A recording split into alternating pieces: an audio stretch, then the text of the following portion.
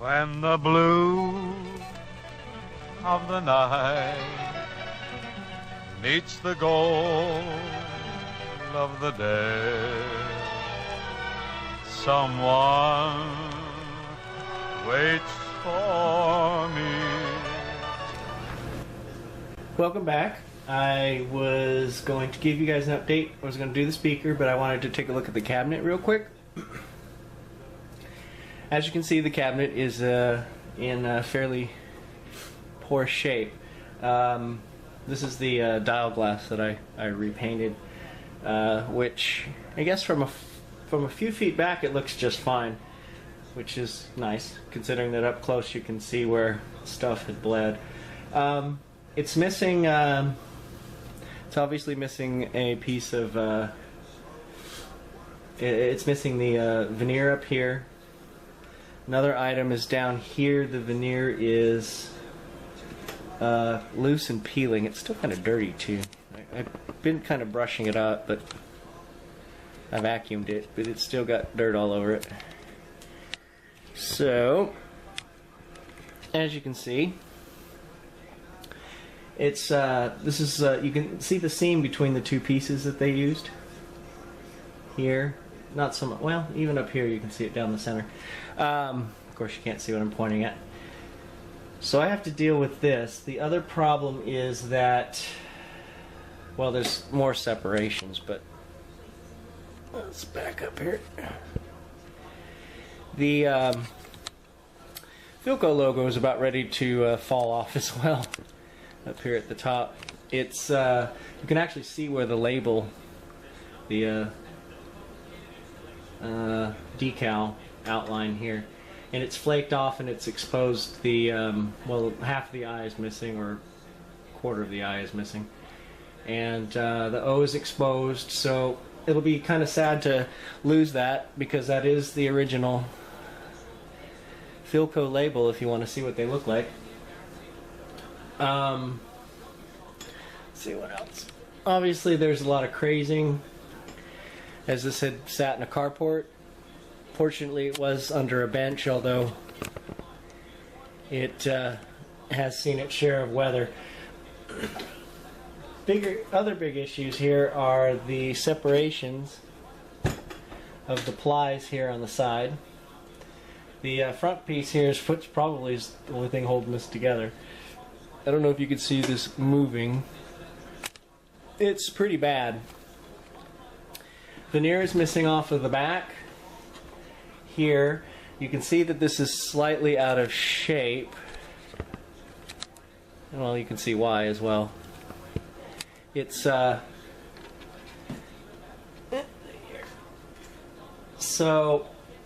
the veneer is missing all the way around the edge to here. On the back side, as you can see why it's out of shape, is this is completely, all the plies are apart on this side. I've got all the pieces in this baggie here. A lot of these did not fall off until after I had the radio. There's a couple of supports missing in the inside, the corner supports. I have one in this bag here. Actually, I have another one it's in a drawer, actually, because I didn't realize what had fallen off it. I found it when I was cleaning. So these pieces do all fit back together. I'm assuming that I would probably glue this up first. I'm contemplating taking the cabinet apart as it's practically falling apart. The biggest issue that I do have is down here at the bottom, which I thought was actually rotten. It's just every single ply has separated. The wood's not rotten, it's just flexible. The problem is the pieces are floating around on the inside. As you can see, these vent holes, which is why I'm contemplating taking it apart. This was also the original reason why I did not want to restore this.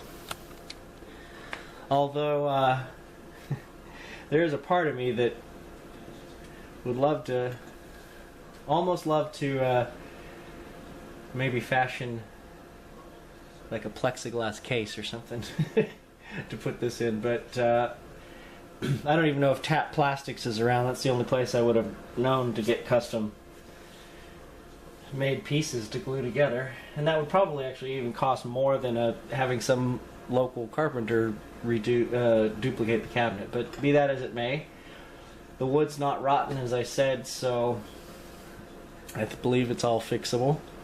But again, I'm not sure. The bottom this thing just may need to come apart, and I'm going to have to figure out how to, if that needs to be done, what the best way to do it is. Interior wise, one of the nice things is it does have both the labels. One of the nice things is it does have the original final inspection label here, if you could read that. I realize it's sideways, but there you go. So the part number is 10179-A. The inspector was 11-319, and this radio was produced run number 2. So if I could find more information on this radio, I don't know if they had any modifications, but assuming that it's run number 2, I'm sure if they had any modifications, this would have it. I don't know how many of these radios they produced. It didn't seem like they produced very many. If I remember correctly, on Ron Ramirez's site, it mentions this one, and the production number seemed pretty low, but it was also combined with a bunch of other battery sets. So I don't know how popular these were, but the original sticker there's on the inside. So there we go. Verify it's a model 624. There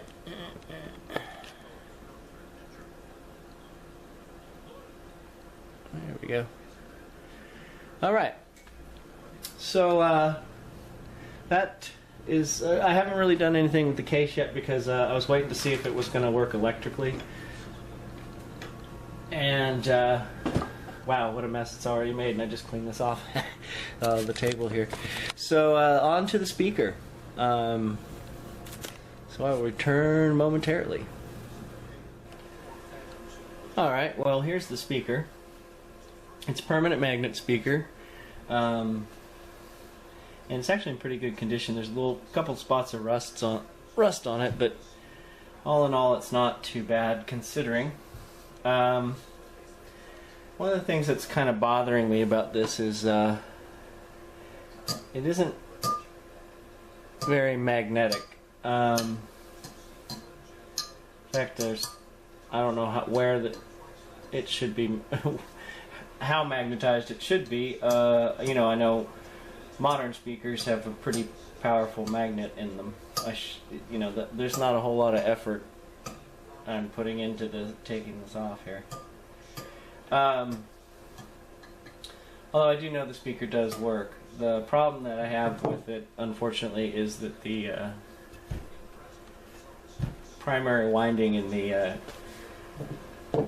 transformer is open. And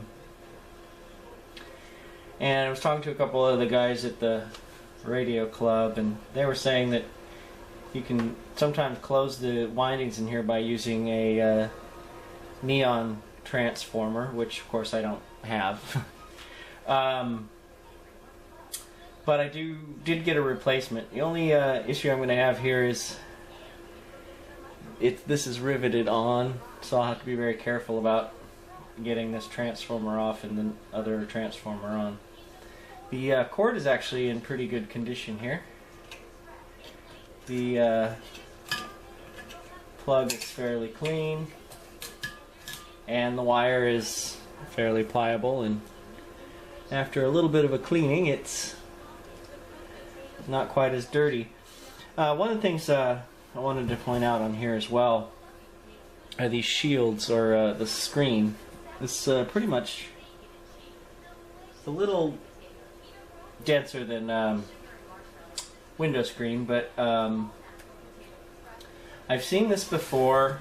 The 16B has one or two panels closed. This is the first one I've seen where every single panel is covered. Not sure if this is actually a dust cover. One of the guys, the Philco guy that I mention all the time, the little Philco file guy in my radio club, the really old guy who used to repair these, was saying that they use these to help fidelity, make things closer to high fidelity on some speakers. I don't know how true that is, or whether or not it's a dust cover, but at the moment it's holding in the chunks of I don't know if you can hear that. There's pieces rattling around in here. I don't know if they're dirt or if it's the glue that's coming off here. And this is what leads me to the repair I have to do. The cone, well, I can't reach in there. The cone is, it doesn't rub or anything, but it's coming off. The glue has come off around the edges here. I don't know what I did with my screwdriver. Anyhow, so that's what I'm going to be repairing today, and well, that's not good. We got a chunk of metal on there. So I'm going to go ahead and scrape this glue off with the small flat-bladed screwdriver I can't seem to locate at the moment. So I'm going to scrape that off, and then I'm just going to use the GC service cement to glue it back on. It kind of looks like what they used originally, since I know the stuff has been around for 100 years. Well, maybe not literally, but close enough. So I'm going to go ahead and scrape some of this off, and then I'm going to pull off one of these dust shields, or whatever we want to call it. This one is the one I'm going to pull off. I guess I just started ripping it. So I can empty out what those chunks in there. Anyhow, I'll be back in just a couple minutes. Alright, I'm back. And I got about as much of that stuff off as possible without tearing the cone. Good news is, though, I took some of the little chips and I went ahead and put them on this plastic, and I dripped some of the service cement over them, and it actually melts them. So, kind of guessing that it will adhere pretty well to whatever's left on the cone there. One of the things that I pulled off the with the help of a single-edged razor blade, I got this off, and sure enough, everything that was rattling around in there was just the chunks of cement. Something I discovered while I was messing around with the cone is, you see that ring? I wasn't sure. I kind of thought it might have been rust at first, but while I was rattling around the cone, let's see if you can tell, that's the voice coil right there. This is actually a dust cap, and I guess somehow or another it slid down, because it should actually be glued here. And I realized that when I noticed there was glue around the base here. So somehow or another that got slid up, and I'm kind of surprised that dirt and whatnot didn't get in there, or if it did, at least it's not scraping. Well, you can't see that. The voice coil doesn't scrape, and it moves nice and freely. So anyhow, I'll go ahead and work on gluing that back down. And I guess it looks like they used the same cement for these screens as they did for the cone. It's the same kind of stuff. And again, I'm not positive what these are for, but well, they got a lot of glue on that. But anyway, I'll put it back since that's kind of where it belonged. And I'll go ahead and, I guess now would be a good time to swap out this transformer and then get this thing covered up. I have one of the things I wanted to show you guys was, this is the original grill cloth, and as you can see, the darker areas are obviously what those that were covered up with the wooden bars. It's still quite taut on the cardboard. I'm going to go ahead and keep it, but one of the things I wanted to show you, aside from how much it faded, but you can see the original colors of this are the very dark brown with these slight vertical lines going through it that change contrast as they could cross the chevrons. Now this is the reproduction cloth, now available from Radio Days. I also noticed, oh, I always forget his website now. He's the guy that does the that makes the reproduction Walton cases and also the reproduction Zenith knobs. Very talented. Can't remember his name, of course. But anyway, so this is the original grill cloth, and this is the back side of it. So the replacement grill cloth is here. This is a reversible one.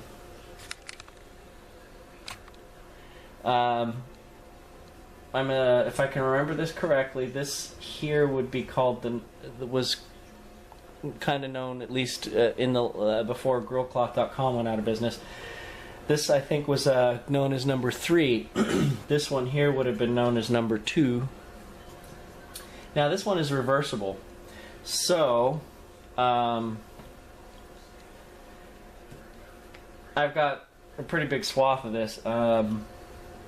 I got this for the 16B that had their incorrect grill cloth. So this isn't an exact match, but it's pretty good. I'll go ahead and compare it here with the original. See if we can get these chevrons lined up here. And again, it isn't exact, but because these stripes here are black, and you can't see the vertical stripes that change color in there, so they don't actually change color when they pass up through there. But it's real close. So, just wanted to, in case anybody was on the fence out there about it. Again, it's available at grillcloth.com. And again, here's the back side, which is pretty much just a reverse. It's just got the lighter stripes. I'll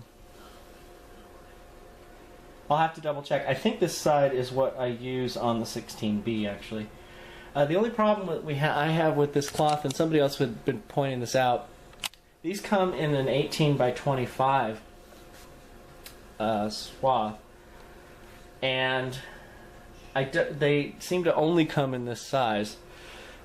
The problem, I guess, with that is that if you were doing a 16B console, it's not wide enough.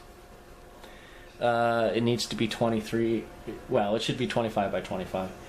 So apparently that's the only problem with it, but I, for one, am certainly glad that we do have this option again. So thank you, Radio Days, for doing such a fine job finding a mill. And the quality of the fabric is real nice. It's thicker than the original.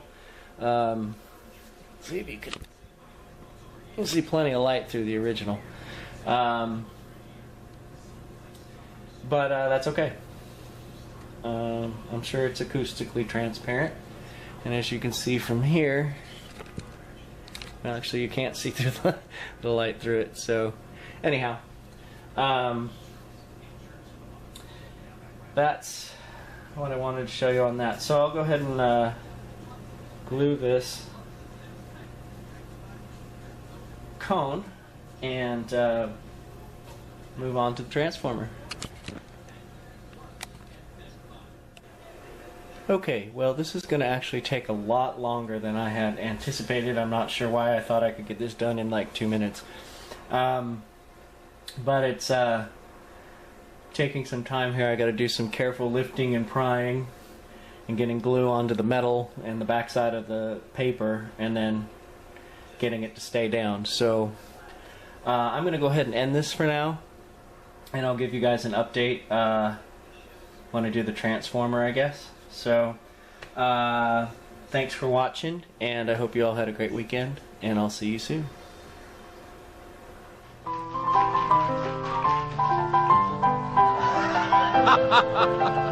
We've been framed.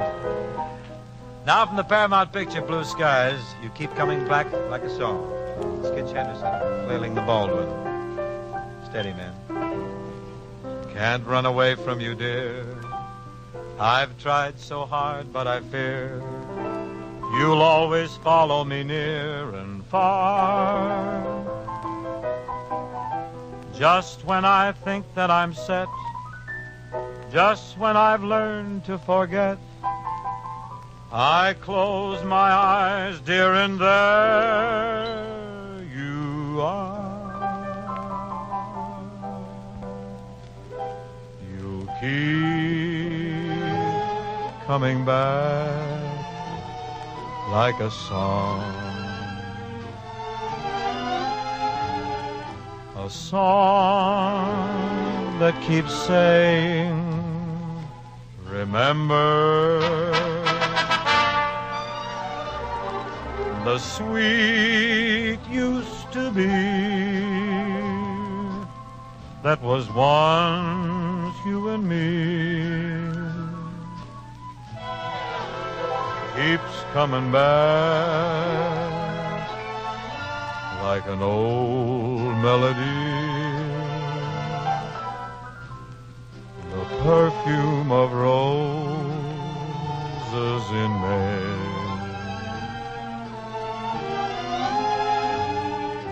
Returns to my room in December,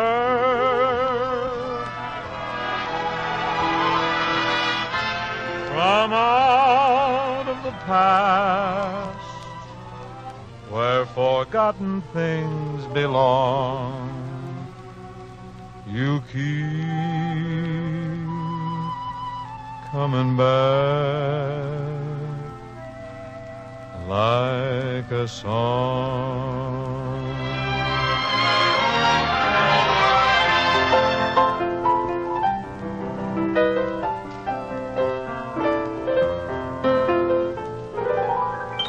You keep coming back like a song.